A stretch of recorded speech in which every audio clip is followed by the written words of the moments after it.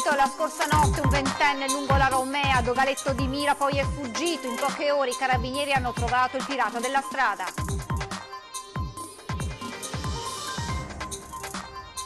Susanna Milli Lazzarini è stata condannata a 30 anni per l'omicidio di Lida Taffi Famio. L'ha deciso il giudice per l'udienza preliminare nel processo con il rito abbreviato. Primi aiuti per la montagna bellunese devastata dal maltempo di un mese fa, in arrivo dalla Regione attraverso 2 provvedimenti approvati a Palazzo Ferrofini. Troppo basse le tasse in Veneto secondo i consiglieri regionali del Partito Democratico, che vorrebbero l'introduzione di un'addizionale IRPEF per ridistribuire la ricchezza in favore dei più poveri. Il patriarca di Venezia replica le affermazioni del sacerdote padovano: fare il presepe non è ipocrisia, è segno universale di amore e accoglienza. I molluschi sono stati soffocati dal fango dopo l'ondata di maltempo del 29 ottobre scorso, per questo è stato disposto uno stop alla pesca in determinate zone. A Pianiga nasce la clinica che vede al suo interno il metodo innovativo Fedencrasi per curare i bambini affetti da paralisi cerebrale.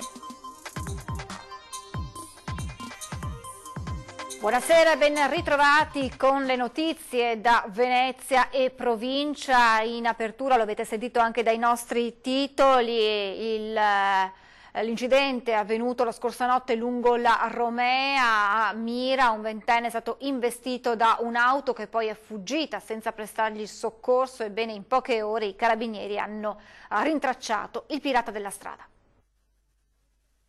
Non ci hanno messo molto i carabinieri per risalire al pirata della strada che questa notte verso l'1:40 lungo la Romea a Dogaletto di Mira, all'altezza dell'area commerciale Lando, ha investito un ventenne di origine marocchina residente a Zero Branco.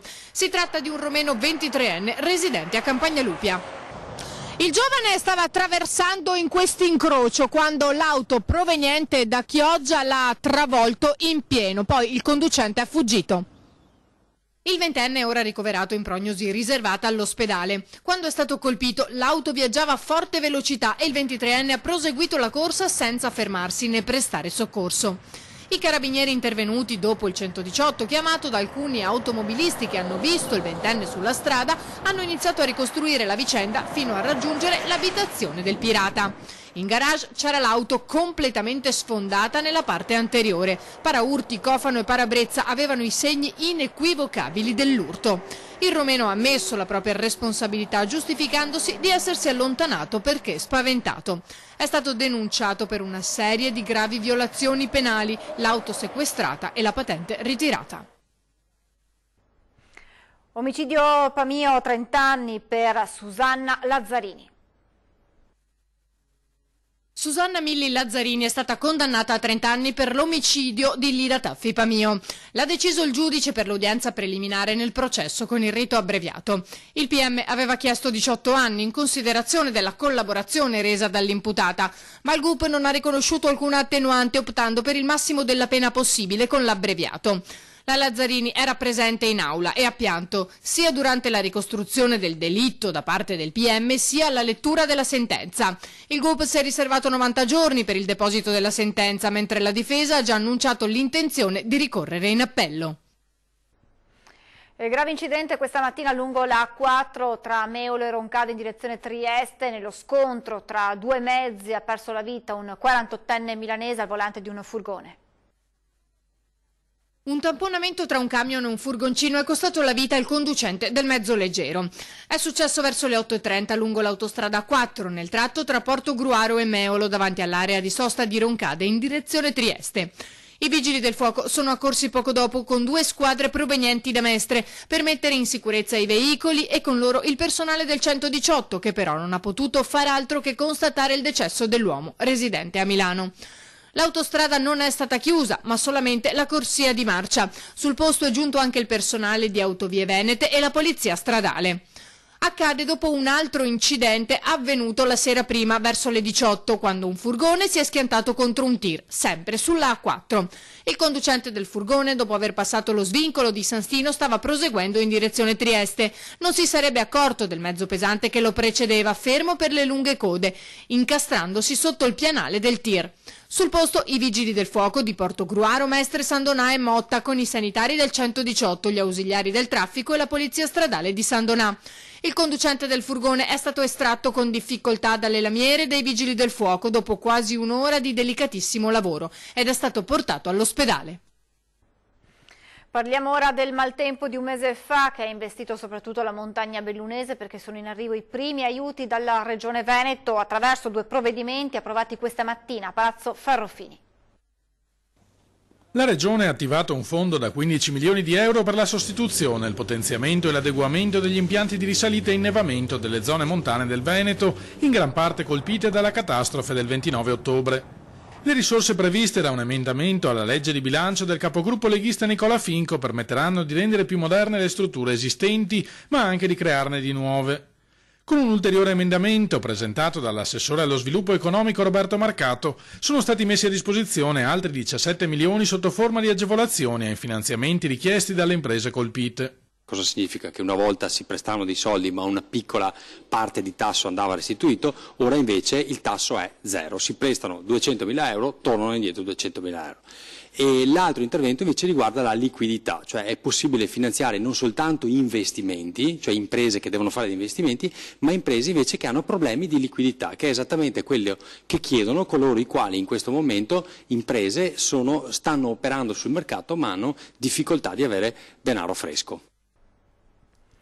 Troppo basse le tasse in Veneto secondo i consiglieri regionali del Partito Democratico che vorrebbero l'introduzione di un'addizionale IRPEF per ridistribuire la ricchezza in favore dei più poveri. Il Veneto è l'unica regione in Italia a non applicare ulteriori tasse rispetto a quelle previste dallo Stato e obbligatorie per legge. A ricordarlo con una punta di orgoglio il governatore Luca Zaia durante la presentazione della manovra di bilancio in Consiglio regionale.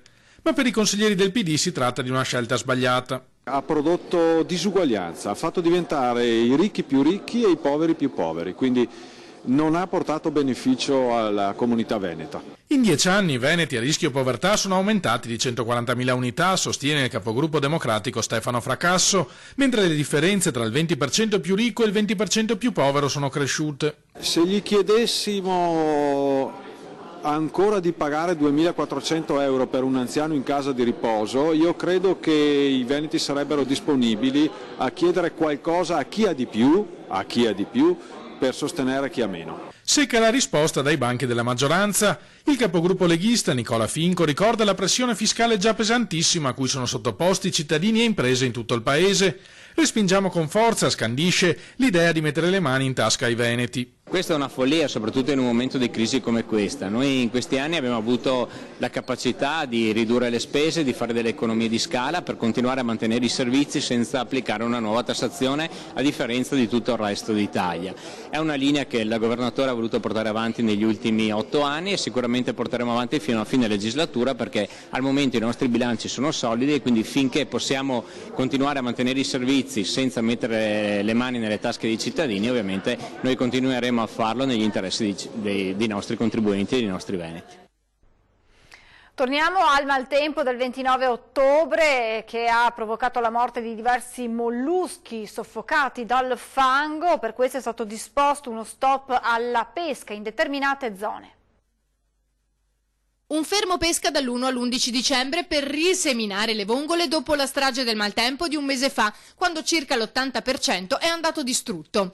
Il consorzio Cogevo cerca così di porre rimedio ai danni del 29 ottobre, quando i molluschi sono stati soffocati dal fango e dai detriti trasportati dai fiumi, soprattutto a largo di Bibione, Caorle, Jesolo e Pellestrina. Serviranno 50 imbarcazioni per distribuire il seminato prelevato a largo di Punta Sabbioni e Malamocco. Abbiamo deciso di fare un ulteriore sforzo per cercare di recuperare parte dei danni, spiega Stival. Abbiamo cominciato a fare la semina e ripopolamento nelle aree purtroppo che abbiamo perso causa alluvione, come sapete tutti, il 29 di ottobre. E stanotte abbiamo fatto anche la semina nell'area di Falconera, area biologica che abbiamo individuato dall'anno scorso, perché è un'area non ci sono in sostanza alberghi, alle spalle c'è la pineta, c'è Valle Vecchia, quindi un'area molto interessata come area bio. Siamo gli unici in Italia a aver certificato le vongole a marchio bio. I danni sono stati di circa 1,5 milioni di euro, soprattutto per le pevarasse travolte dal fango. Per salvaguardare i molluschi e l'ambiente marino, i pescatori hanno già organizzato lunghi periodi di fermo, fino a 5 mesi l'anno. Siamo rimasti fermi a maggio, giugno e luglio, mese nel quale abbiamo seminato 40 milioni di esemplari, ha dichiarato ancora Stival, e proprio di quelli l'80% è andato perduto. Un duro colpo per il comparto. La cronaca: 6 cittadini stranieri irregolari in Italia, rintracciati ieri dalla Polizia di Venezia tra Mestre e Marghera nell'ambito dei controlli del territorio per il contrasto allo spaccio di droga e all'immigrazione clandestina, sono stati scortati oggi all'aeroporto di Tessera per essere poi imbarcati su un volo che li porterà al CPR di Bari per il successivo rimpatrio. Si tratta di cittadini tunisini in età compresa tra i 18 e i 30 anni. Oltre al rintraccio di irregolari, l'attività di controllo ha portato al sequestro di 285 grammi di marijuana rivenuti dalle unità cinofile nel parco albanese e all'arresto per spaccio di un cittadino tunisino. E una risposta al parroco padovano che chiedeva ai suoi concittadini di non fare il presepe per rispetto di poveri migranti e perché ormai è diventato segno di ipocrisia, arriva dal patriarca di Venezia, Monsignor Francesco Moraglia. Senza citare direttamente la vicenda, il patriarca ha spiegato a Radio Vaticana l'importanza dei simboli cristiani.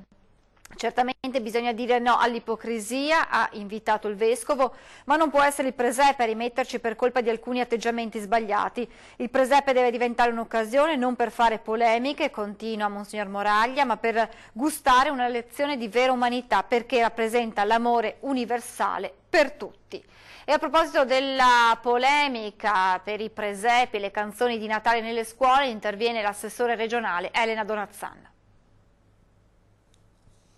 Lettere a Natale per chiedere che si ricordi, che si celebri, che si facciano le recite, le cose più belle che abbiamo tutti respirato all'interno della scuola. Nessuna comunità di stranieri qui in Veneto, e men che meno quelle diciamo più ortodosse in termini religiosi, diverse dalla nostra, mi ha chiesto mai di soprassedere, anzi invitano a rispettare le nostre tradizioni. Nessun fedele di religioni diverse da quella cattolica si è mai mostrato offeso o contrariato dal presepe o da recite e canti natalizi nelle scuole venete. A farlo presente l'assessore regionale all'istruzione Elena Donazzan, che ha ricoperto la carica per gli ultimi 13 anni senza mai ricevere una sola segnalazione in merito. È quindi tempo di sfatare questo falso mito. Invita: i nemici del Natale cristiano non sono gli stranieri né i fedeli di altre religioni. Da dove arriva allora tutto questo odio ideologico? Probabilmente proprio dall'ideologia, cioè da quelli che a tutti i costi vogliono negare radici, tradizioni e anche spiritualità. Aggiungo anche che mi fa tristezza pensare che qualcuno, un insegnante in particolare, possa non pensare che il presepe invece è una buonissima forma di integrazione, di conoscenza della nostra cultura e anche della nostra religione. Ben 546 scuole, informa Donazzan, hanno concorso al bando indetto dalla Regione, che concede 250 euro agli istituti per realizzare il presepe. Un simbolo che ha valore anche al di là del culto, sostiene l'assessore, come modello di rispetto della tradizione nella quale viviamo, anche per chi proviene da altre parti del mondo o professa un'altra religione. Mi sono commossa come tutti all'azione di quella bimba di 10 anni che ha detto: ma come la canzone di Natale prevede la parola Gesù, perché non possiamo dirla? I bambini sono più puri e anche più intelligenti di molti di noi. Nuove opportunità di lavoro tra questo e il prossimo anno per circa 15.000 disabili residenti in Veneto. Ammontano a 9,6 milioni di euro le risorse del Fondo Sociale Europeo che la Regione ha destinato alla realizzazione del programma di interventi del 2019 per le circa 30.000 persone con disabilità iscritte al collocamento mirato del Veneto. La cifra si somma ai 15 milioni di euro già investiti nel 2018 per favorire l'inserimento lavorativo dei disabili e che ha garantito risultati incoraggianti. L'obiettivo è offrire delle opportunità di occupazione ad almeno la metà dei richiedenti entro il prossimo anno. Se alla fine del 2017 gli occupati erano poco meno di 5.000, con l'azione svolta nel 2018 si è data risposta ad altri 8.000, ulteriori 2.500 saranno coinvolti nel piano 2019, portando il totale a oltre 15.000, una cifra che non è uguale in nessun'altra regione italiana. Tutte le nostre politiche sono politiche che sono rivolte a una maggiore autonomia, vita indipendente parte sicuramente da quello che è il lavoro e quindi l'inserimento lavorativo, quindi i provvedimenti che vengono presentati che sbloccano tutta una serie di fondi ma danno la possibilità di un vero inserimento lavorativo appunto alle persone con disabilità fisica, sensoriale o quant'altro vanno in questa direzione della dignità della persona ma soprattutto di una possibilità che queste persone iniziano un percorso di vita indipendente e autonoma. È il momento di fermarci, pochi istanti di pubblicità e poi altre notizie dalla provincia di Venezia.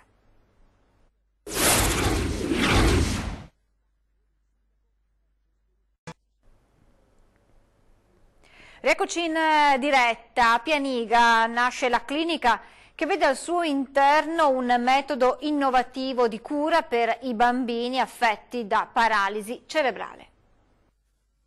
Dalla malattia del figlio Riccardo, tetraplegico, Cristian Barzazzi insieme al fratello ha dato vita alla Fondazione Giovani Leoni Onlus che ha finanziato una clinica a Pianiga dedicata al metodo Feldenkrais che sta dando ottimi risultati nella gestione della malattia. Il progetto cardine del 2018 è quello di rendere di dominio pubblico il metodo Feldenkrais, un metodo da cui i bambini con autismo, paralisi cerebrale infantile, con stroke, sindromi genetiche, ADD o HDD possono godere di enormi benefici. Con questo progetto si consente ai bambini, ma non solo, di poter accedere alla cura, che altrimenti sarebbe disponibile solo all'estero con costi elevatissimi. I nostri obiettivi sono importanti, come tutte le cose però si parte un passo alla volta. Già attualmente ci sono alcuni bambini che stanno godendo di queste lezioni ed iniziano in realtà in questi giorni anche alcuni adulti colpiti da ictus a chiedere di poter godere delle lezioni. E proprio oggi ho ricevuto dei messaggi da una signora alla quale dopo 5 anni dall'ictus che ha subito ha iniziato per la prima volta a sentire un arto che prima non riusciva a muovere. La paralisi cerebrale infantile, la stessa patologia di cui è affetto il piccolo Riccardo, testimonial della Fondazione, colpisce un bambino ogni 500. In Italia sono 50.000 i bambini affetti da questa patologia e ci sono 2.000 nuovi casi che vengono diagnosticati ogni anno.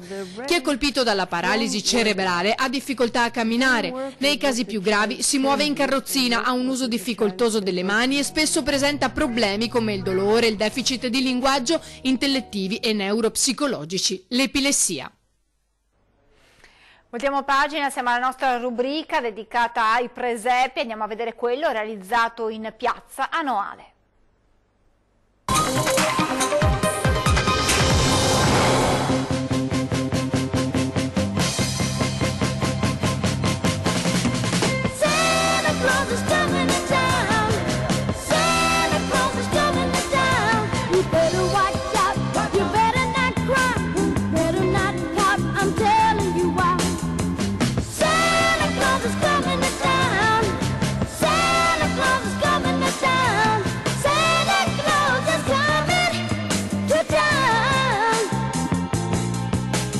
Making a list and checking it twice. Gonna find out who's naughty and nice. Santa Claus coming to town. Oh yeah, Santa Claus is coming to town. Santa Claus is coming to town. He sees you when you're sleeping. He knows when you are awake. He knows if you've been bad or good. So be good for goodness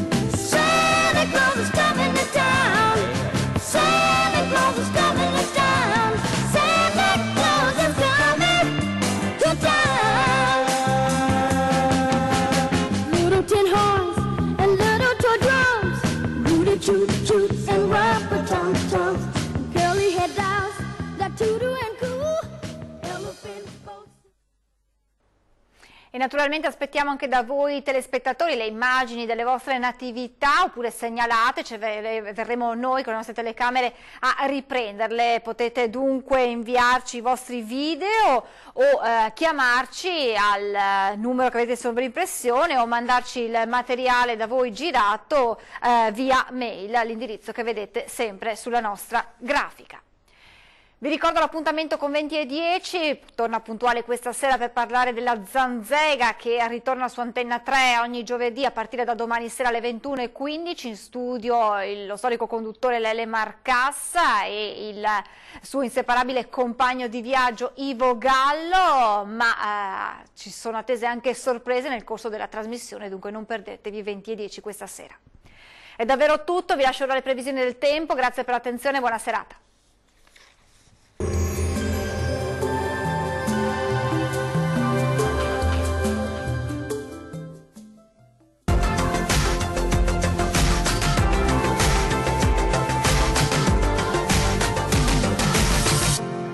Ben ritrovati al meteo. Peggiora il tempo con qualche fenomeno sulle nostre regioni, ma vediamo il dettaglio. Sul Veneto il cielo risulterà molto nuvoloso e spesso coperto, con piogge sparse al mattino, possibili soprattutto sui settori montuosi. Col passare delle ore la situazione andrà via via migliorando, con tempo più asciutto, ma comunque nuvoloso. Temperature minime tra 4 e 8 gradi. Valori massimi compresi invece tra 8 e 11 gradi circa. Vediamo ora che tempo farà sul Friuli Venezia Giulia. Anche in questo caso sarà una giornata all'insegna di un tempo moderatamente instabile. Sulla nostra regione infatti il cielo risulterà coperto, con precipitazioni frequenti al mattino in via di esaurimento già a partire dal pomeriggio. Temperature minime tra 5 e 7 gradi. Valori massimi oscillanti invece tra 9 e 11 gradi circa. Vediamo infine la situazione meteorologica del Trentino Alto Adige. Sulla nostra regione il cielo risulterà irregolarmente nuvoloso e non si esclude qualche rovescio a carattere sparso nella prima parte della giornata, ma anche in questo caso andrà via via migliorando con fenomeni in cessazione nel pomeriggio e maggiore soleggiamento. Temperature minime tra 1 e 5 gradi. Valori massimi compresi invece tra 6 e 10 gradi. Dal meteo di Antenna 3 per ora è tutto. Arrivederci.